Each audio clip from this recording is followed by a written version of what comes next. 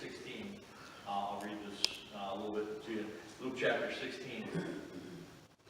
That's about, the first part's about that steward. But he's a bad steward, and he loses his job. The steward said with himself, "What shall I do? For my Lord taketh away from me that stewardship. I cannot dig. To beg I am ashamed. I am resolved what to do when I am put out." So he called everyone, and he says, he gives back all their money. And it says here, Lord commended the unjust steward because he had done wisely.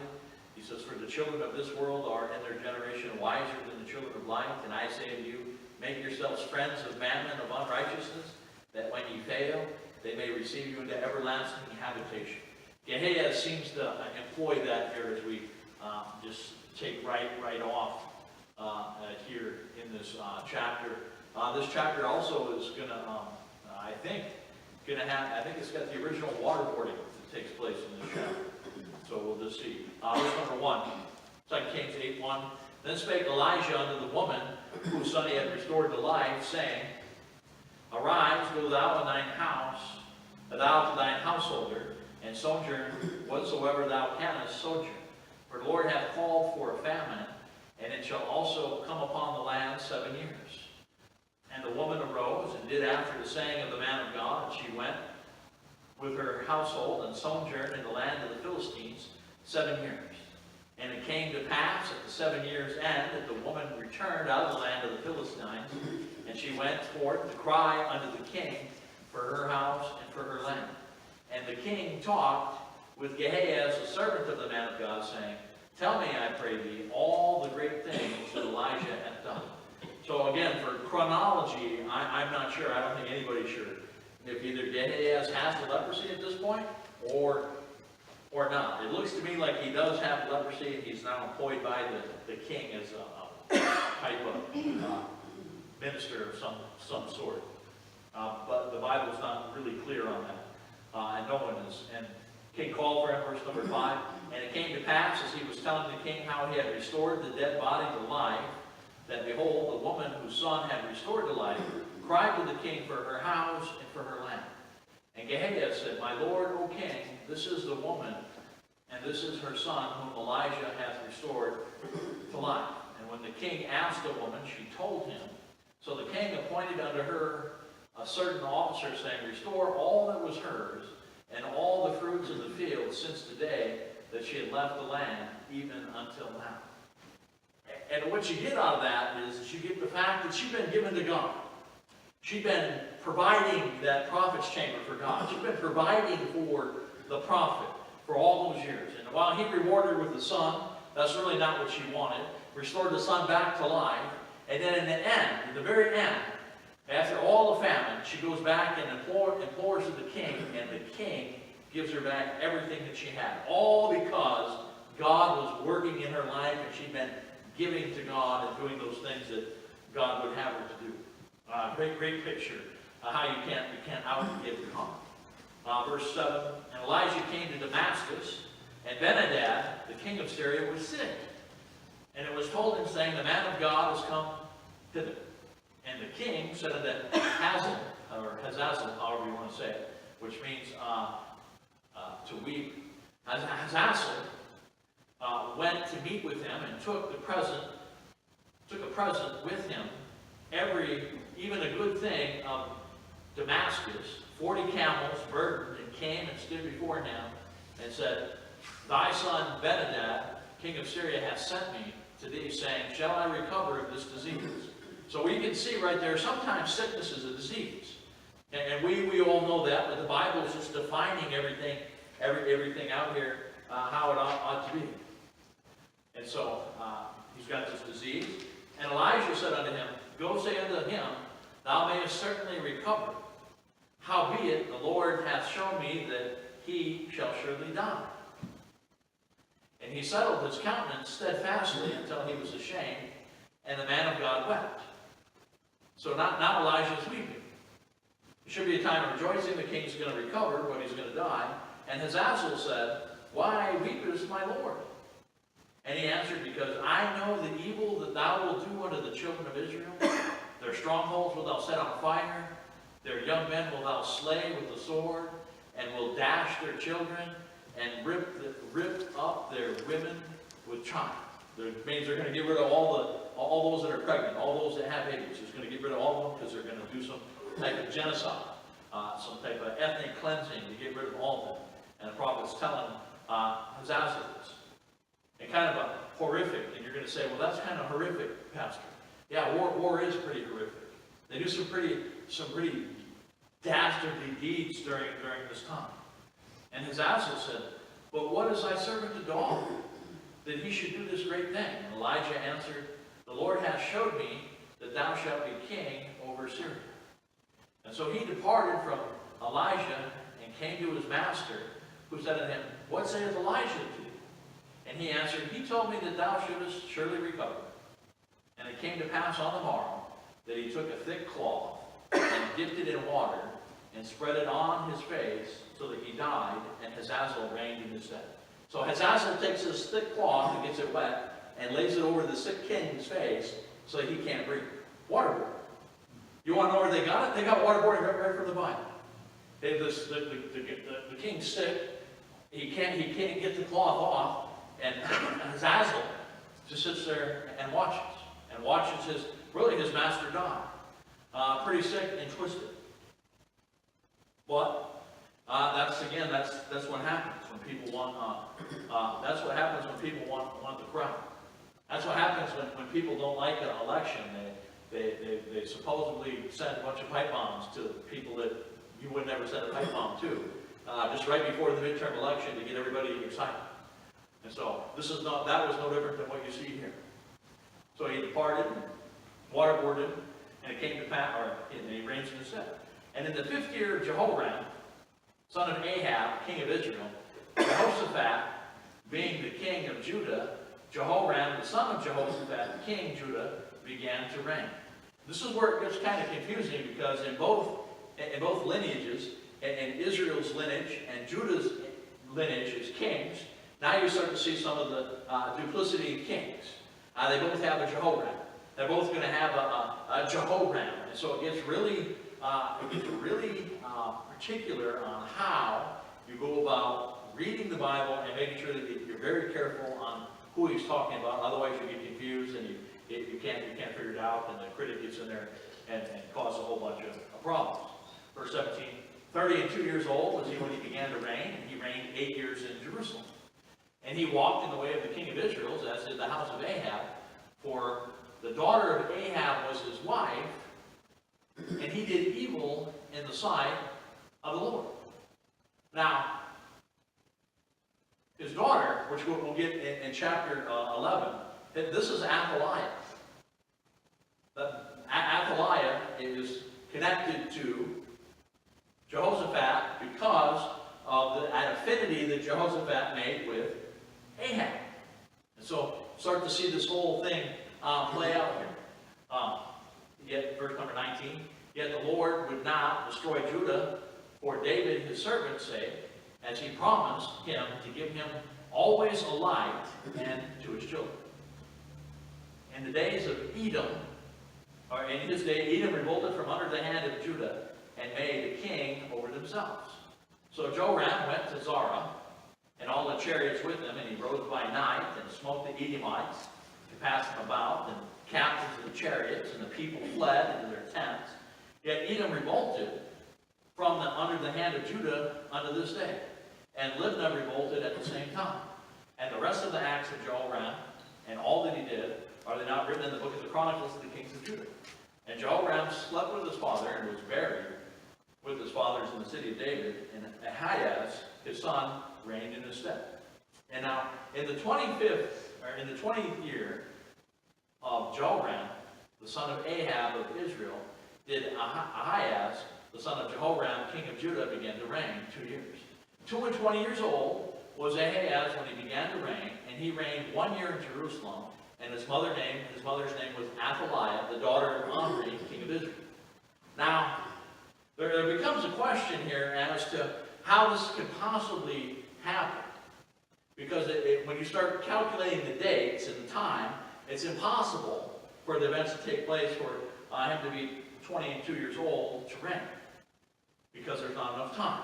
And so when you look at 2 Chronicles chapter number 22, you get a comparison here. 2 Chronicles 22. It's one of those hard to answer questions in the Bible that everybody that doubts it goes to and says, well, that's wrong because there's no answer. 2 Chronicles 22:2. 42 years old was Ahaz when he began to reign, and he reigned 1 year in Jerusalem. His mother's name was Athaliah, the daughter of Omri.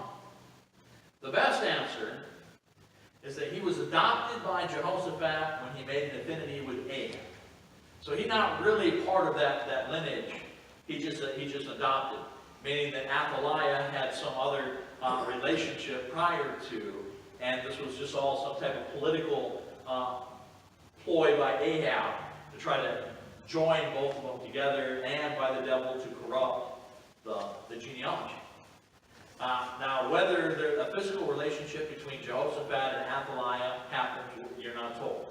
In any event, this has less to do with Ahaz and more to do with the corrupt and seductive workings of this evil woman.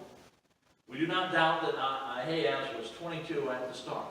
We can discern that Jehoram, his father, was in fact 32 years old when he began to reign, and thus reigned for 8 years and was 40 years old when he died. One cannot be the son of 42 years if you are in fact 2 years older than your father. Right? Now you start to see the problem. Right? That's why he's adopted.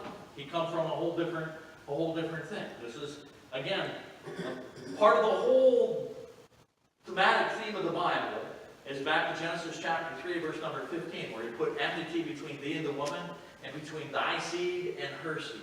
And you said this is part of that ploy, trying to pervert the coming of the Messiah. He can pollute the bloodline, then God's word is not true, which is what this is an attempt on.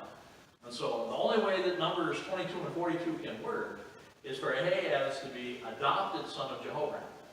Maybe so by an agreement between Ahab and Jehoshaphat, which in 2 Chronicles 22:9 says, and he sought Ahaz, and they caught him, for he was hid in Samaria, and brought him to Jehu. And when they had slain him, they buried him, because they said, he is the son of Jehoshaphat, who sought the Lord with all his heart. So the house of Ahaz had no power to keep still the kingdom.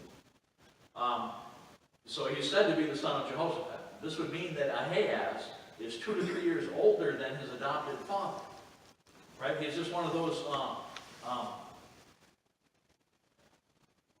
reminds me of like Jimmy Carter's brother, who suddenly got on there back in the day, and you know, I don't know what his name was, Billy Bob or whatever, I can't remember that part, but Bill Clinton had a brother that somehow came into the whole mix, and how that all works out, and something similar in that fashion. And so Ahaz was adopted. This would mean that Ahaz is 2 to 3 years older than his adopted father, Jehoram. Seeing that he's adopted, this would help explain why he and the 2 preceding generations, making 3 generations total, Exodus 20, verse number 5, are missing from Christ's lineage in Matthew chapter 1, verse number 8, because they don't belong. Right? And that's why they're not there. So we need to dig and find a solution. And through some careful Bible study, you'll notice the following facts. His mother, Athaliah, is the daughter of Ahab, a granddaughter of Omri. Ahaz has direct lineage to the house of Ahab and direct lineage to both Israel and Judah. And what we have here is when Ahaz was 22 and begins his reign, in reality, this is also the 42nd year of the dynasty of Omri. And so the Holy Spirit is pointing us to this truth that Israel has, for 42 years, been a house of idolatry. And so you have to do just a lot of study to get all that, but that's what it's there for.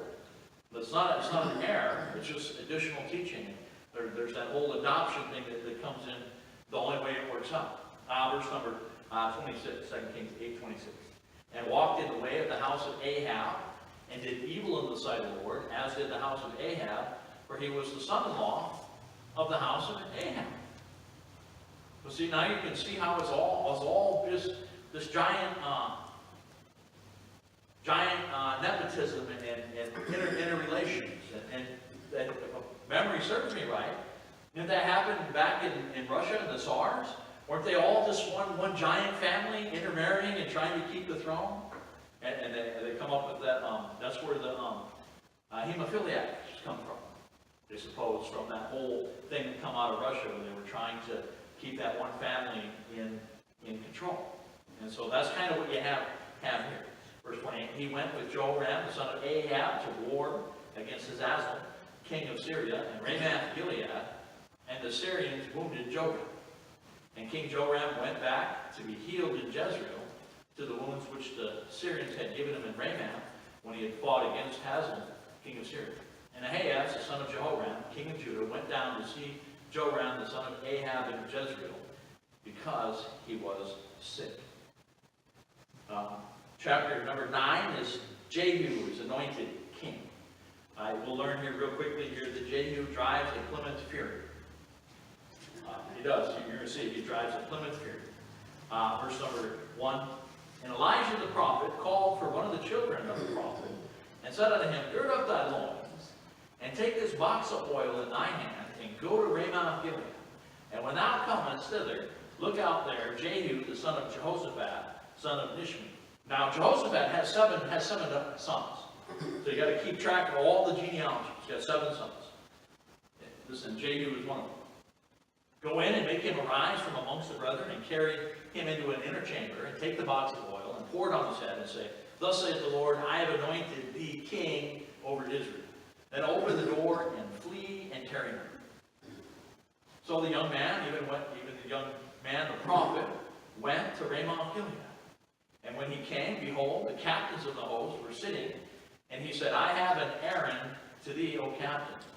And Jehu said, Unto which of us? And he said, To thee, O captain. And he arose and went into the house, and he poured the oil on his head, and said unto him, Thus saith the Lord God of Israel, I have anointed thee king over the people of the Lord, even over Israel. And thou shalt smite the house of Ahab thy master, that I may avenge the blood of my servant the prophets, and the blood of all the servants of the Lord at the hand of Jezebel. For the whole house of Ahab shall perish, and I will cut off from Ahab him that pisseth against the wall, and him that shutteth up and left in Israel. And I will make the house of Ahab like the house of Jeroboam the son of Nebat, and like the house of Baasha the son of Ahijah. And the dogs shall eat Jezebel in the portion of Jezreel, and there shall be none to bury her. And he opened the door and fled. And you remember back in 1 Kings chapter 13 when that man of God went and preached against the king, and God had told him, now you go and preach, and you don't go home the same way, you don't stay, you just go, and that guy falters. This prophet here does exactly what God told him to, this young prophet. He goes and he anoints the king, and he hightails it out of town. We have to follow exactly what God tells us. This is an example where you don't even hear about this guy anymore. But you want to know, praise the Lord. He did exactly what God had told him to do. And our job is to do exactly what God tells us to do. Exactly. Now, Jehu is going to be the king of fury. He really is the king of fury. 20 years earlier, he had been anointed by Elijah in 1 Kings chapter 16. In chapter 19. 1 Kings chapter 19, verse number 16. He had been anointed earlier. David was anointed by Samuel long before his anointing by the people. 2 Samuel chapter 2. It's now time for his public anointing and revealing. The prophet Elijah had called for this young man to do this because he's not going to go do it. Verse 11. And Jehu came forth to the servants of his Lord, and one of them said, Is all well? Wherefore came this mad fellow? You see that? Wherefore came this mad fellow? Do you know what unbelievers think of people that follow the will of God and are obedient? They think that you're mad. They do. They said, this mad fellow. He's not mad. He's following exactly what God had told him to do. Worldly people think that you're mad, that you've lost your mind. But yet you're just following exactly what God had told him to do. This mad fellow. And he said to them, you know the man and his communication. And they said, it is false. Tell us then. And he said, Thus and thus spaketh he to me, saying, Thus saith the Lord, I have anointed thee king over Israel. And And they hasted and took every man his garment, and put it under him on the top of the stairs, and blew the trumpets, saying, Jehu is king. See, they said he was mad, and now when Jehu said, no, I've just been anointed king, the people suddenly just get right in line. Get right in line. So now they're celebrating, they're blowing the trumpets, saying Jehu is king. So, verse 14, so Jehu, the son of Jehoshaphat, the son of Nishmi, conspired against Joram. Now Joram had kept Ramoth Gilead, he and all Israel, because of Hazazel, king of Syria. So he's really hiding out in, Jehoram is really hiding out in Ramoth Gilead. Remember, he got wounded in battle. He'd been just hiding out. He's not going back to Samaria because he's afraid really of Hazazel. Verse 15, but King Joram was returned to be healed in Jezreel of the wounds which the Syrians had given him when he had fought with Hazazel, king of Syria. And Jehu said, if it be your minds, let none go forward, nor escape out of the city to go and tell it in Jezreel. I mean, in other words, let's just keep this kind of hush-hush. This is a coup going to take place here. This is a coup ordered and ordained by God.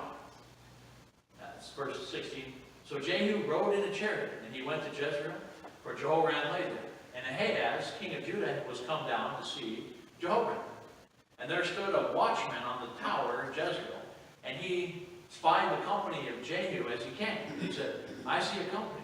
And Jehoram said, take a horseman and send to meet them, and let him say, it is in peace. Verse 18. So there went one on horseback to meet him, and said, thus saith the king, is it peace? And Jehu said, what hast thou to do with peace? Turn thee behind me. And the watchman told, saying, the messenger came to them, but he cometh not again. Right? So the watchman up on the wall, looking out, this is before binoculars, right? But they have some type of, they're high enough looking, you can see the horse run out the dust, and you can see him talk, and then he's not coming back, and he's reporting. And he's not coming back. I don't see him. That's what's taking place. Verse 19. He sent out a second on horseback, and came to them and said, thus saith the king, is it peace? And Jehu answered, what hast thou to do with peace? Turn thee behind me. And the watchman told, saying, he came even unto them, and cometh not again. And the driving is like the driving of Jehu, the son of Nishmi, for he driveth furiously. That's where I said he drives the Plymouth Fury, right? He driving furiously. So obviously Jehu's reputation as a chariot driver, you could tell how he was traveling. When I was Logan's age, I had a small Isuzu pickup, single cab, that had a stereo system in it, that when I was 2 miles from work, they could hear me coming. Because that's how loud the stereo was in the morning. You could hear the stereo before I got there. Right? So people are paying attention. They know this Jehu. They can see him. I mean, they just know it's Jehu. Not only that, it's pretty strange that these messengers keep following them behind. And so Jehoram said, make ready. And his chariot was made ready, and Jehoram, king of Israel, and Ahaz, king of Judah, went out, each in his chariot. And they went out against Jehu, and met him in the portion of Naboth, the Jezreelite. Now you remember what happened with Naboth. Wasn't that the vineyard? Wasn't that the vineyard that Mrs. Clinton, Miss Jezebel, stole for her husband, Ahab? Right? That's this portion. And it came to pass, when Jehoram saw Jehu, he said, is it peace, Jehu? And he answered, what peace? So long as the whoredoms of thy mother Jezebel and her witchcrafts are so many. Now that's got to hurt. And Jehoram turned his hands and fled, and said to Ahaz, this is treachery, O Ahaz. And Jehu drew a bow with his full strength, and smote Jehoram between his arms, and the arrow went out of his heart, and he sunk down in his chariot. So Jehoram got there, they had this conversation, he turns around to flee, and Jehu just grabs his bow, and sends an arrow, and got him. You know what? If Hollywood would just make a movie just like what you're just reading, there's no reason to embellish. There's no reason to change from the Scripture. But yet they can't make a movie according to the Bible. I'm not sure why. You got all kinds of action here. You do. And then Jehu said to Bidkar, the captain, take up and cast him in the portion of the field of Naboth the Jezreelite. For remember how that when I and thou trode together after Ahab his father, the Lord laid this burden upon him. Surely I have seen yesterday the blood of Naboth, the blood of his son, saith the Lord, and I will requite thee in this plat, saith the Lord. Now, you catch that word plat? Isn't that how they divide up land? Don't you get a plat book? Right? Where'd they get that idea from? From God, right here. Always been a plat. That's what they call land when they survey it out, a plat. And so, nothing's changed. There's nothing new under the sun. It's right there. Plat of land that God had set for them. Now, therefore, take and cast him into the plat of ground according to the word of the Lord. But when Ahaz, the king of Judah, saw this, he fled by the way of the garden house. And Jehu followed after him and said, smite him also in the chariot. And they did so at the going up to Gur, which is by Imlan, and he fled to Megiddo and died there. What you got is you got a picture. You got a picture of the coming of Armageddon right there. In the valley of Megiddo. Jehu being a type of the fury of Christ. The king that's coming back that's going to ride that horse and just, the word of his mouth is going to come right out. Another great picture that you get in the Bible. And his servant carried him in the chariot to Jerusalem and buried him in a sepulchre with his fathers in the city of David. In the 11th year of Joram, the son of Ahab, began Ahaz to reign over Judah. And when Jehu was come to Jezebel heard of it. Now, she's got to be pretty old here. She does. I don't have the exact date. You don't know how old she is. I'm just telling you, she's got to be pretty old. Because Ahab reigned for 22 years and 30, 40 years. So she's got to be, at the youngest, she's got to be in her mid-50s. Got to be.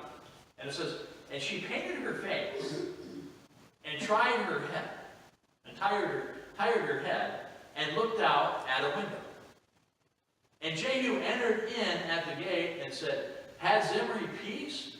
Who slew his master? That's what she said. Had Zimri peace? Who slew his master? And he lifted up his face to the window and said, who was on my side? Who? And there looked out to him 2 or 3 eunuchs. And he said, throw her down.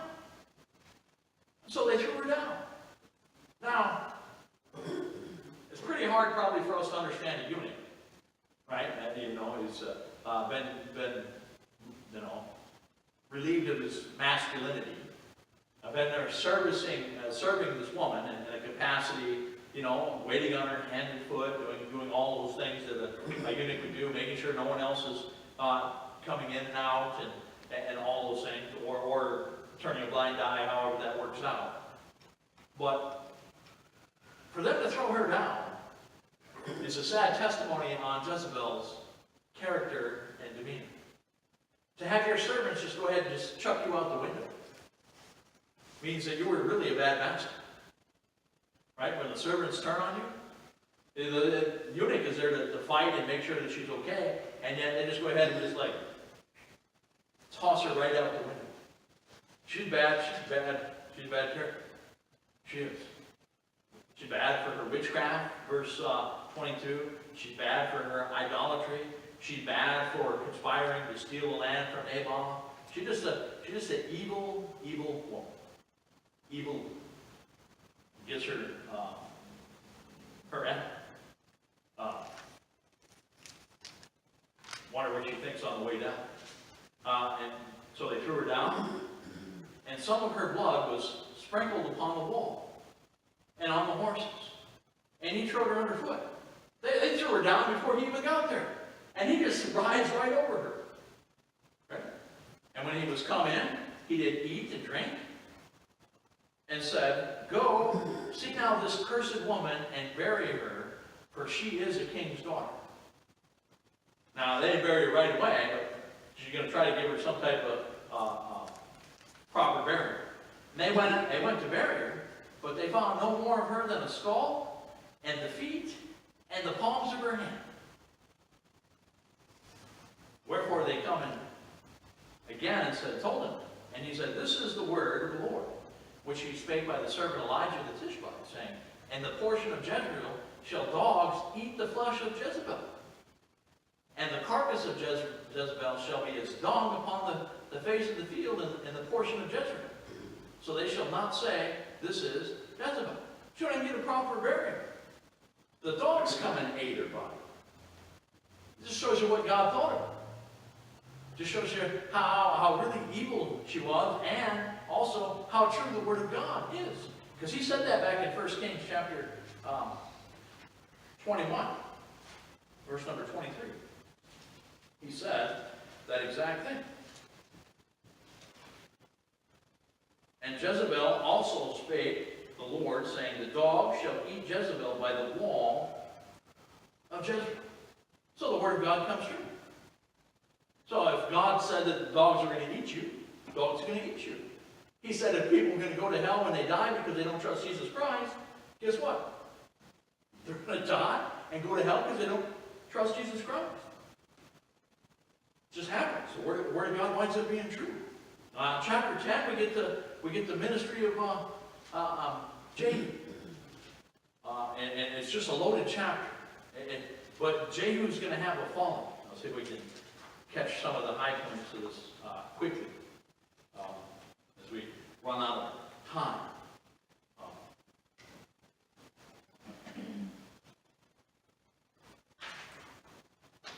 Not sure what's going on. Oh, I got it. The key verse in this chapter is probably verse 23, 10:23.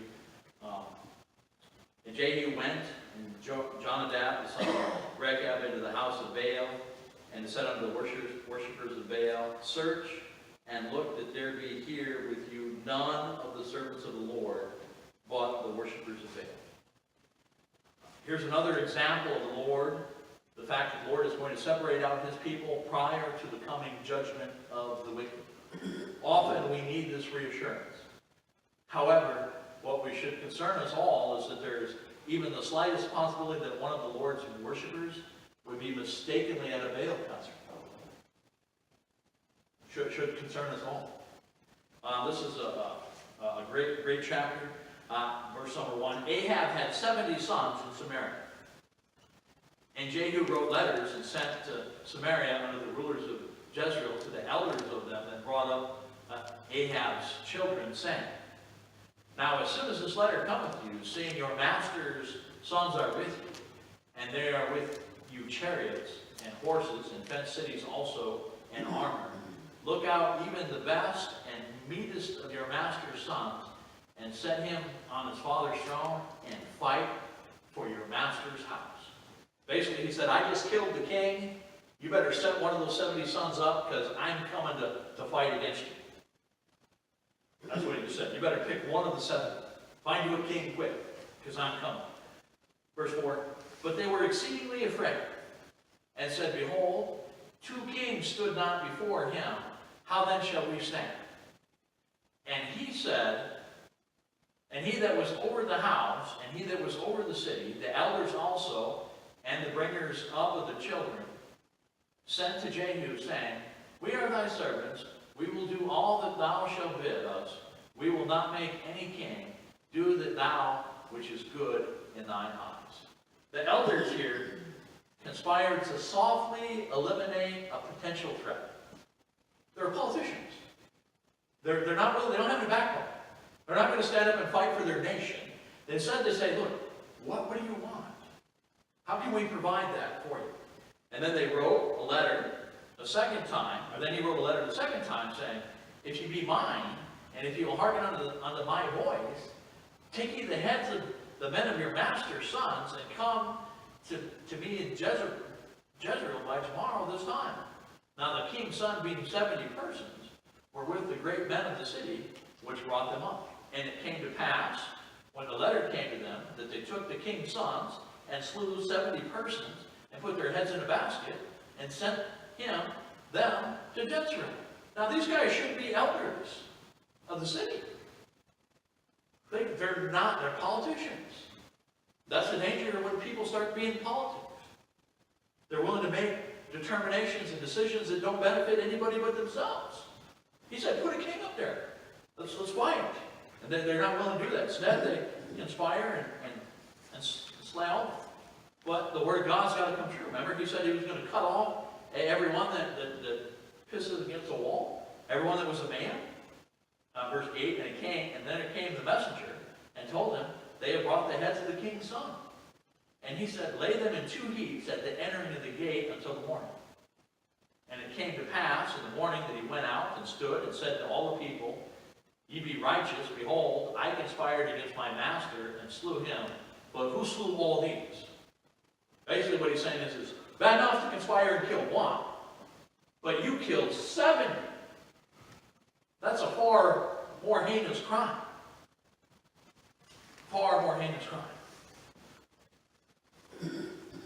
Know now that there shall fall onto the earth nothing of the word of the Lord, which the Lord spake concerning the house of Ahab. For the Lord hath done that which he spake by his servant Elijah. So Jehu slew all that remaineth of the house of Ahab in Jezreel, and all his great men, and his kinfolk, and his priests, until he left him none remaining. Cut off. It's exactly how the Lord works. Total obliteration. Just done. Just done. Verse 12. And so he arose and departed and came to Samaria, and he was at the shearing house in the way. And Jehu was met with the brethren of Ahaz, the king of Judah, and said, who are you? And they answered, we are thy brethren of Ahaz. We go down to salute the children of the king and the children of the queen. And he said, take them alive. And they took them alive and slew them at the pit of the shearing house, even 42 men. Neither left he any of them. And when he departed thence, he lighted on Jonadab, the son of Rehab, coming to meet him, and saluted him, and said, is thine heart right, as my heart is with thy heart? And Jonadab answered and said, it is, if it be, give me thine hand. And he gave him his hand, and he took him up into the chariot. And he said, come with me, and see my zeal for the Lord. And so he made him ride the chariot. And he came to Samaria, and he slew all that remained of Ahab in Samaria, until he had destroyed him, according to the saying of the Lord, which he spake to Elijah. And Jehu gathered all the people together and said unto them, Ahab served Baal little, but Jehu shall serve the Lord much. Now therefore, call unto me all the prophets of Baal, and all his servants, and all his priests, and let none be wanting, for I have a great sacrifice to do to Baal. Whatsoever shall be wanting, he shall not live. But Jehu did it subtly, to the intent that he might destroy the worshippers of Baal. This is Jehu's folly here. If you have to lie to do something right, there's too much flesh in it. That's Romans chapter 3, verse number 8. Where slanderers reported, some affirm that we say, let us do evil that good may abound. Jehu is trying to do deception. Sure, he wants to get rid of the Baal worshippers, but you can't lie to get rid of the Baal worshippers. You can't use subtlety. You got to be honest. You can't just be sneaky. Jehu is lying and using deception, and it's wrong for us. If it's wrong for us, how much more is it wrong for the king? He's supposed to be the leader and the example. And so we can't do wrong to do right. Jehu, this is his folly. And Jehu said, proclaim a solemn assembly for Baal, and they proclaimed it. And Jehu sent through Israel all the worshippers of Baal, and so there was not any man left that came. They came to the house of Baal, and the house of Baal was full from one end to the other. Now, they're full. Full. Elijah killed the 400 prophets. The 450 prophets of the grove were still around. And you said you still have all these false people worshiping Baal, because that was a national religion. And so now you have this giant assembly, and everybody keeps coming because, hey, it's the Baal concert. Hey, it's the Super Bowl. We're going to just keep going. they're going to go. And he said unto them, bring forth the vestments for all the worshipers of Baal. And he brought them forth vestments. That's the danger when the vestibule, kind of where it comes from, and where the priest put on the special garments, right? Because you've got to have the special garment to worship. That's where this comes from, worshiping Baal. So they have that. Verse 23, and Jehu went to Jonadab, son of Rahab, into the house, but only want just the worshipers of Baal. So you got to ask yourself, why would a child of God? Well, why would somebody who worshiped God, why would they be caught up going to the Baal concert? Ought not to be. We ought not to be associated with them. And when they went in to offer sacrifices and burnt offerings, Jehu appointed 80 men without, and said, if any of the men whom I have brought into your hands escape, he that letteth him go, his life shall be for the life of him. And it came to pass, as soon as he had made an end of the offering of the burnt offering, that Jehu said to the guard and to the captain, go in and slay them, and let none come forward. And they smote them with the edge of the sword, and the guard of the captains cast them out, and went to the city, to the house of Baal. Now, like I said this morning about the shooting in the synagogue in Pittsburgh, wrong. If it's wrong then for somebody, whether you don't like the Jews, whether you don't like them, to go in, it's wrong. It's just as wrong for the king here to go into the temple of Baal and pretend like they're going to worship for the purpose of killing them. That's wrong. If it's wrong for the enemy to do it to us, it's wrong for us to do it to the enemy. And this winds up being Jehu's real fault. It came to pass, as soon as he made an end of the offering, they went in and slayed the edge of the city. The guards of the captains cast them out, and they went into the city of the house of Baal, and they brought forth the images out of the house of Baal and burned them. Should be nothing wrong to go over there for them to destroy the temple when no one's there, and take all the idols out and smash them all down. That's perfectly acceptable to God, but not when there's people there worshiping. Unless he commanded them to go, and he didn't command them to go in there and do that. This is where he's misguided in his zeal. Remember when the Apostle Paul was misguided in his zeal, and he was persecuting the church? He's going in and dragging them out and killing them and putting them in prison.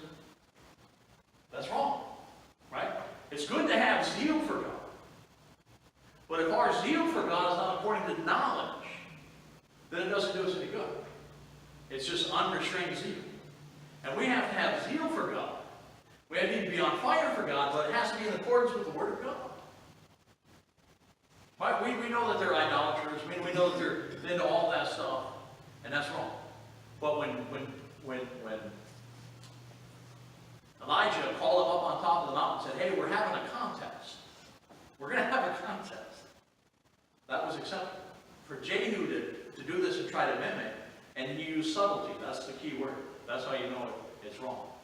We know that the devil used subtlety in the Garden of Eden to trick Adam and Eve.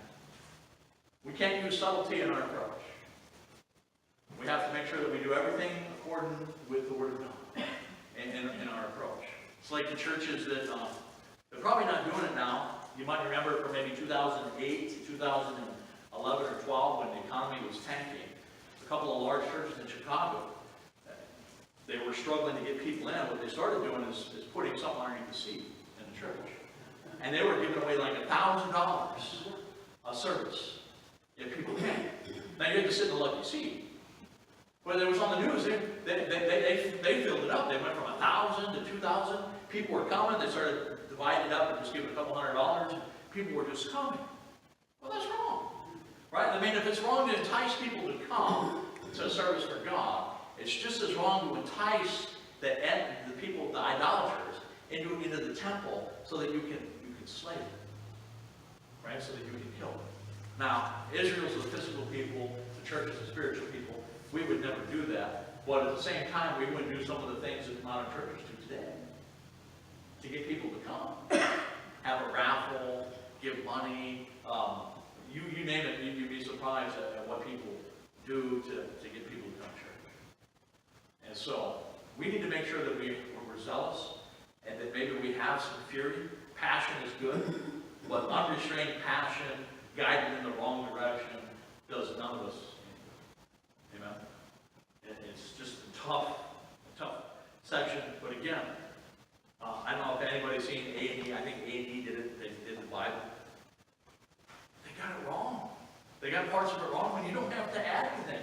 Just do what it says. Just show them going in, guards, and set the whole thing on fire. Just get it right. Our job is to just serve the Lord. Amen. Serve it according to knowledge. We're supposed to grow in grace and knowledge. Amen. Let's pray. Father, we're thankful. Lord, we're so thankful for what you're doing. We ask you to bless this time.